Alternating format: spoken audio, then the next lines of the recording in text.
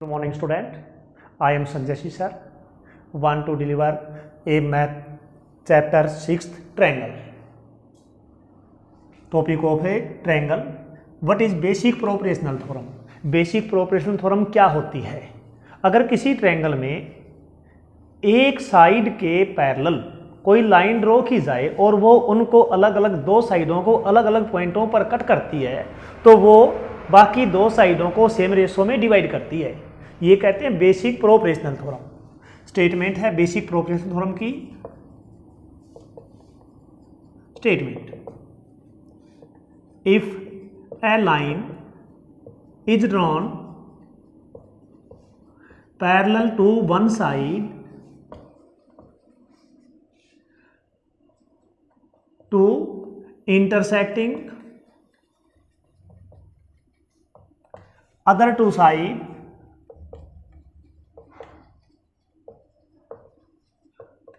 of a triangle in the same ratio. For example, अगर ये triangle आपके सामने है, ट्रायंगल का नाम आया ABC, इसके अंदर लाइन L ड्रॉ की गई जो कि BC के पैरेलल है, वो AB को M पर कट करती है, AC को N पर कट करती है, तब यह AB और AC को सेम रेशो में कट करेगी। It mean given is L parallel to BC in triangle ABC, we have to prove that AM by MB equal AN by NC। आपने ये प्रूव करना है। ये दो तरह से प्रूव हो सकता है, एक बेसिक प्रोपोर्शनल थ्योरम से, दूसरा by taking two triangle similar.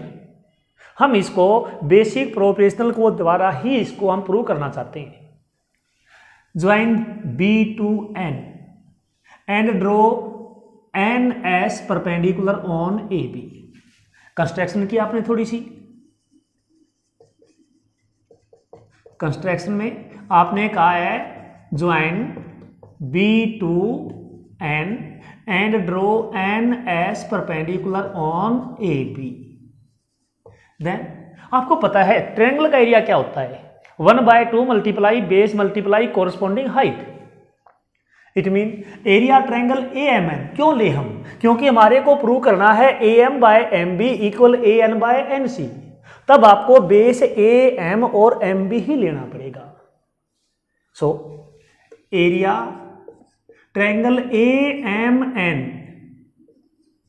Bye में area triangle BMN also equal 1/2 multiply base, perpendicular यहां से है, सो बेस इसको लिया जाएगा। Here AM is base and NS is altitude. इस ट्रायंगल में अगर यहां से आपके पास एल्टीट्यूड है तो बेस आपको ये लेना पड़ेगा, इसलिए 1/2 मल्टीप्लाई BM मल्टीप्लाई NS, ये कट जाएंगे, कैंसिल हो जाएंगे। आपके पास आया AM by MB। Equation first हो गई आपकी। अब आपने ऐसे ही AN बाय NC को प्रूव करना है, इसलिए ज्वाइन करना पड़ेगा आपको M को C से और M से कोई परपेंडिकुलर डालना पड़ेगा, जिसका कोई भी नेम आप राइट कर सकते हो। हमने P डाल दिया। यही कंस्ट्रक्शन के अंदर ही एक पार्ट और लिखा आपने, और वो लिखा आपने join C to M and draw MP perpendicular on AC। अब यहां पर आपने इस ट्रायंगल के लिए फिर से कहा कि area triangle AMN, area triangle AMN divide by area triangle CMN also equal 1/2 multiply base को इसको लेना है, AN को लिया, मल्टीप्लाई में M से P एल्टीट्यूड हो गया। उसके बाद इस ट्रायंगल का एरिया लेंगे, C से N हमारा बेस होगा 1/2 मल्टीप्लाई CN मल्टीप्लाई MP। ये कैंसिल हो जाते हैं, इसलिए AN बाय CN। ये हमारे पास सेकंड इक्वेशन आई। अब दोनों ट्रायंगलों में जो न्यूमरेटर वाला पार्ट है वो एरिया सेम ट्रायंगल है। ये ANM ट्रायंगल का एरिया इसमें भी वही है, ये तो सेम रहेगा, कांस्टेंट रहेगा, इसमें कोई चेंजिंग नहीं हो सकती। लेकिन जो डिनोमिनेटर में ट्रायंगल हैं उनका एरिया सेम है, क्योंकि अगर हम पैरेलल लाइनों के बीच सेम बेस की ट्रायंगल बनाते हैं तो उनका एरिया बेस सेम और उनकी हाइट सेम होने के कारण इक्वल रहता है। इन both numerator area is constant,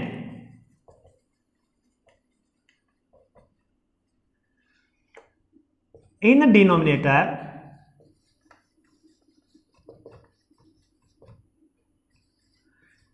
area triangle BMN equal area triangle CMN, because both have same base, दोनों का बेस सेम है। सेम बेस अगर हम इन ट्रायंगलों को इस बेस के अकॉर्डिंग निकालें तब ये बेस हो जाएगा M से N, और सेम हाइट हो जाएगी, क्योंकि पैरेलल लाइनों के बीच हमेशा डिस्टेंस सेम रहता है। अगर आप इस ट्रायंगल के लिए लिखते हो कि यहाँ से आपने अगर बेस ये लिया है, यहाँ से एल्टीट्यूड आएगा, यहाँ से एल्टीट्यूड आएगा, ये H1 है, ये H1 है, ये सेम होगा, बिकॉज BC जो है पैरेलल L लाइन के है, इसलिए डिनोमिनेटर में एरिया सेम है। So equation first and second are equal. So equation first and second are equal, दोनों इक्वल हैं। तब आप इनको लिखोगे AN/NC इक्वल AM/MB। अब इसकी सब थ्योरम बन जाती है आगे। सब थ्योरम मीन आपने यहां पर पढ़ा कि अगर एक ट्रायंगल के अंदर एक लाइन ड्रॉ की गई जो एक साइड के पैरेलल थी, उसने दो साइडों को सेम रेशो में कट किया। अब आपको पता लगा कि इसके बारे में ये लिखा जाए, इसके बारे में ये लिखा जाए, सेम आएगा। लेकिन अगर हम कंप्लीट के बारे में इसको लिखें और कंप्लीट के बारे में इसको लिखें तो भी सेम आएगा। उसके लिए क्या करना है, आपने जिसको पार्ट में रखना है उसको डिनोमिनेटर में रखना है। यहां पर आप चाहते हो कि NC और MB पार्ट में ही रहें। So adding one on both side, adding 1 on both side, 1 both side करेंगे AN/NC plus 1 equal AM/MB plus 1। अगर हम LCM ले लें तब NC हमारा LCM आएगा AN प्लस NC इक्वल आएगा यहाँ M से B बेस हो गया AM प्लस में MB। आपके पास ये AC/NC हो जाता है, ये AB/M से B हो जाता है। वहाँ देखिए आप कि AN के बाय में A से C पार्ट के बाय में कंप्लीट है, यहाँ AN/A से B AC वाला पार्ट है NC है, AB के बाय में M से B है। अगर कोई नंबर फॉर एग्जांपल अगर आप कहो 1/3 इक्वल 1/3 है, इनके रेसिप्रोकल सेम होंगे, रेसिप्रोकल सेम होंगे। सो आप NC/AC इक्वल MB/AB भी राइट कर सकते हो। ये सब थ्योरम के अकॉर्डिंग है। अगर आप चाहते हो नहीं हमें तो ऊपर वाला सब पार्ट चाहिए, इसलिए यहीं से क्या करेंगे, पहले रेसिप्रोकल लेंगे, इसको लिखेंगे NC/AN इक्वल MB/ में A से M, adding 1 on both side, then LCM will be AN, NC plus AN equal यहाँ A से M, BM प्लस में AM, यहाँ आपके पास हो जाएगा AC/AN इक्वल हो जाएगा AB/AM। अगर आप रेसिप्रोकल लेते हो तब आप कहोगे AN/AC also equal AM/AB. So these are subtheorem. It is the theorem and after it these are subtheorems. Understand? फिर से देखिए, अगर कोई बात समझ नहीं आई है फिर से देख लेते हैं, एक बार रिमाइंड कर लेते हैं इसको। आपके लिए स्टेटमेंट क्या है, अगर किसी ट्रायंगल के अंदर एक लाइन हम पैरेलल ड्रॉ करते हैं और वो ट्रायंगल को कट करके होनी चाहिए, ट्रायंगल को कट नहीं करेगी तो बाहर से निकल जाएगी, तो कहाँ प्रोग्रेशनल होंगे। इसलिए आपने जो एल लाइन ली है वो ट्रायंगल की दो साइडों को कट करती है, और वो कट करती है तो ये कहता है कि पैरेलल है तो बाकी दो को सेम रेशो में कट करेगी। उसके लिए क्या किया आपने, यूज किया एरिया ऑफ ट्रायंगल के मीडियम को, उसके द्वारा आपने इसको सोल्व किया गया है। पहले हमने बी को एन से ज्वाइन किया, एन से एस को इसलिए परपेंडिकुलर डाला ताकि हम ट्रायंगलों का एरिया निकाल पाए। Area triangle A M N लिया हमने, area triangle A M N 1/2 multiply base multiply corresponding height, mean उसी बेस से कनेक्टेड हाइट होनी चाहिए, किसी और से नहीं। आप ये नहीं ले सकते कि आप बेस इसको ले ले हाइट इसको ले ले, नहीं, इसी बेस के ऊपर की हाइट चाहिए हमें, दूसरे वाली नहीं चाहिए। So 1/2 multiply A M multiply N S, नीचे वाली ट्रायंगल को आपको चाहिए कि बी से एम तक बेस चाहिए। अब ये ट्रायंगल आपने एम बी एन तक ली, क्यों ली, क्योंकि यहां से एल्टीट्यूड जाता है, अगर कहीं और लेंगे तो आपको ज्वाइन ये करना पड़ेगा, क्योंकि इसके लिए बेस ये चाहिए, हाइट सेम चाहिए। इसीलिए लिखा हमने area triangle B M N 1/2 multiply base multiply corresponding height. Same thing है वो कैंसिल हो जाती है, आपको पता है। यहां एन एस से एन एस कैंसिल हो गया, 1/2 से 1/2 कैंसिल हो गया, तब आपके पास आया A M by M B, equation 1 हो गई। सेम वे से सेम पैटर्न से आपने सी को एम से मिलाया और एम से पी नाम का परपेंडिकुलर ड्रॉ कर दिया, तब एरिया लिया आपने A M N by C M N और वही पैटर्न अप्लाई किया, आपका A N by N C हो गया। दोनों ट्रायंगलों में अपर पार्ट के अंदर सेम ट्रायंगल का एरिया है, वो नोट चेंज होता है। ट्रायंगल का एरिया किसी बेस किसी हाइट के अकॉर्डिंग निकालें वही आएगा। अगर किसी रूम के अंदर है उसका जो एरिया है वो 100 मीटर स्क्वायर है तो वो वही रहेगा, चाहे आप किसी वे से उसको मेजर कर लो। ऐसे ही ट्रायंगल का एरिया है, अगर इस बेस इस साइड से निकालेंगे या इस बेस इस साइड से निकालेंगे, इसको बेस लेके ये हाइट लेते तो भी वही रहता, उसमें कोई चेंजिंग नहीं आती। अब नीचे वाली ट्रायंगल जो आपके पास बी एन एम और सी एम एन है, अगर इसको बेस यूज करें तब आपके पास यहां से एल्टीट्यूड होगा और यहां से एल्टीट्यूड होगा। हमने पढ़ा है कि पैरेलल लाइनों के बीच का डिस्टेंस हमेशा सेम रहता है, वो चेंज नहीं होता। तब तो एरिया बी एम एन और सी एम एन का सेम रहेगा।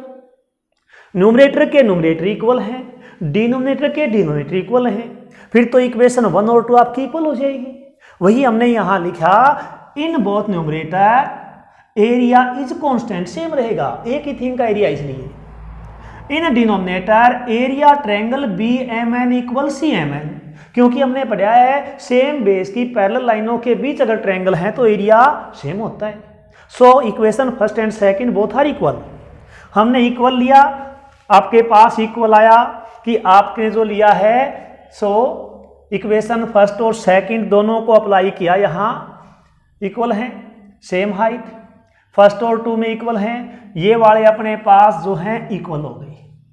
हमारी थ्योरम यहां प्रूव हो जाती है, लेकिन हमने इस थ्योरम के साथ साथ सब थ्योरम भी करनी थी कि अगर यहां पर आपके सामने आते हैं 1 मार्क्स के क्वेश्चन, उनमें क्या होता है, कभी कंप्लीट का मेजरमेंट देते हैं, कभी इसके पार्ट का मेजरमेंट देते हैं, उसके अकॉर्डिंग सब थ्योरम बन जाती हैं। फिर वहां लिखा गया कि अगर इन दोनों में 1 हम दोनों साइड ऐड कर लें तो क्या हो जाता है, अपर पार्ट है वो होल बन जाता है और नीचे वाला पार्ट ही रह जाता है।